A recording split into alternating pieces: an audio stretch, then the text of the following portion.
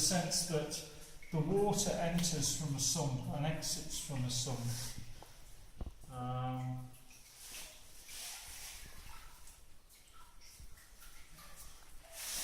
And we will see there's some stars over there. I put my light on full.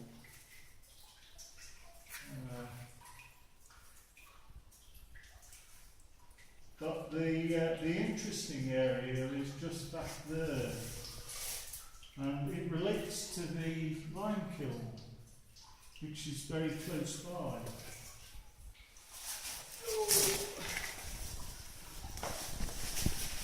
You'll notice here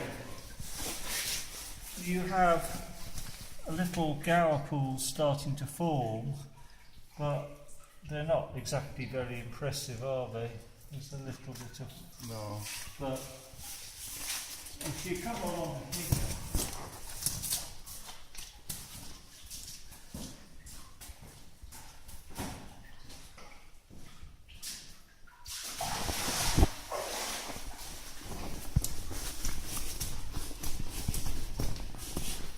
this is a real gower pool. It's quite impressive. Yeah. Right, well it gets better than that. The water on the other side of here is about up to there, so this is where you will get wet. Up to your knees at least.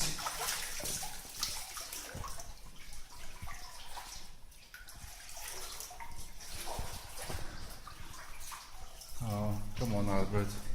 You're gonna get wet too. Yes, you really get my feet. So we have got wet feet. If you stay keep to the side,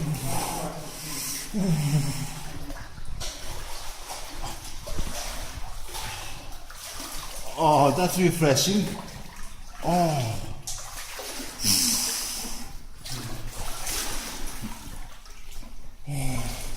It's cold water, isn't it? Indeed. Yeah.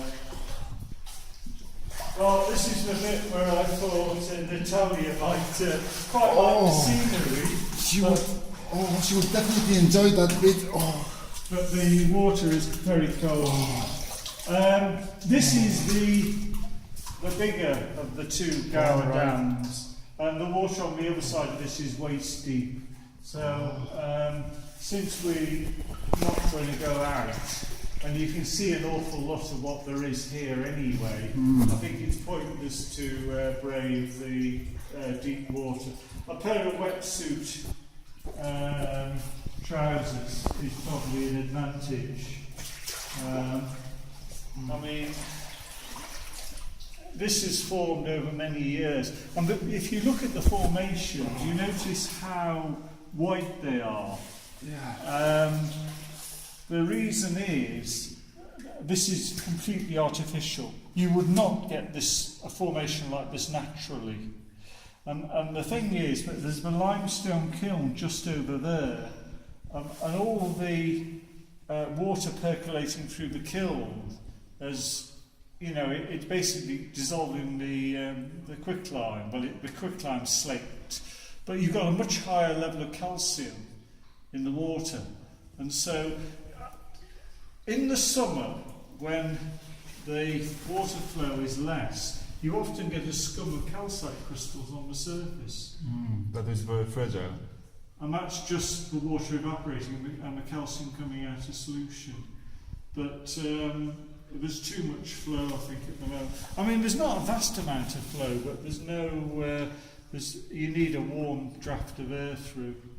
So if you carry on along here... Is it that the final place where it's deep water and there's deep water higher there, level? and then as you walk along, you come out of the water, so that's the deepest water. Right. But as I say, it's up to my waist, and it is very cold. In the summer, it makes a good trip, because it's still bloody cold. But It's okay for a last trip in the summer, probably, because when you come out, you're not that exactly cold. So, but as I say, this is the area. I mean, I'm sure Natalia would be able to manage the water that depth, but I thought for this you could probably give her a piggyback. Yeah, I have been telling this to her, but she maybe had some doubts about this. Yeah, well, I can understand that. I mean, it's not a problem. I mean, it's rare to get women caving, to be honest. You know, it's not. Especially if you're leaving them behind. Well, yeah, we're gonna keep up. I mean, Mary and Hannah are sort of. So Mary's been caving for a long time. Not to say there are some very good women cavers, but they are few and far between. They often start and then give up. So none of this is, I mean, natural in the sense that there are some natural formations, but most of the very white stuff is down to the lime kiln. And all this thick bank here is down to the lime kiln. If the lime kiln wasn't there, you wouldn't get this. As it is, probably now there isn't so much formation, so if these got damaged, they wouldn't regrow. But, Like this one. yeah. They are all around, really. But I think it's worthwhile. We'll go and have a look the other way, which isn't particularly wet, but it's a bit. It gives you a bit more of a shape of the passage. I'm not that cold now, anyway.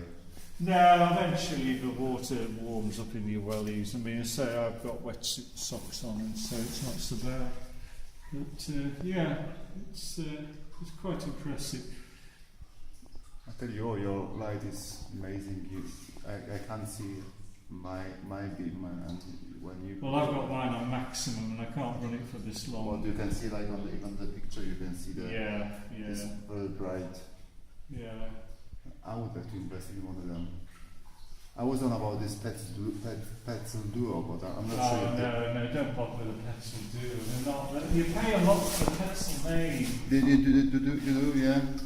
So I think the Roy Fellows lamps from Cap Lamps, leadcaplams.co.uk are better value.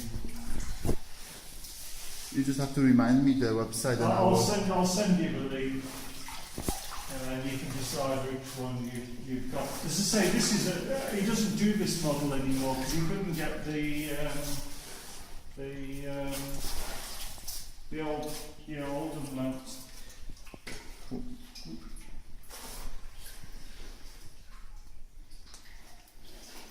There's probably a little column there. Someone's broken it off. You can see someone's broken. yeah. I mean, that's one of the reasons why this was kept locked at one point, so that formations didn't get damaged.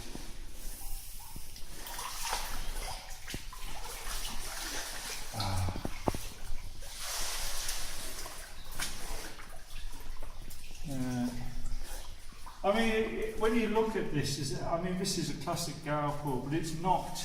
It doesn't look like an ordinary one because the stuff has grown so quickly and it's formed they're normally a bit more stepped. Yeah.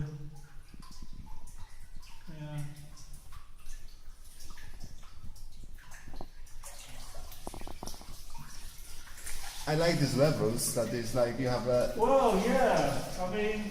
It's quite unusual to see. Well, you don't normally get a Gaopo quite like that. There's nowhere else that I know. And this is interesting in its own right. This shelving. It's been formed.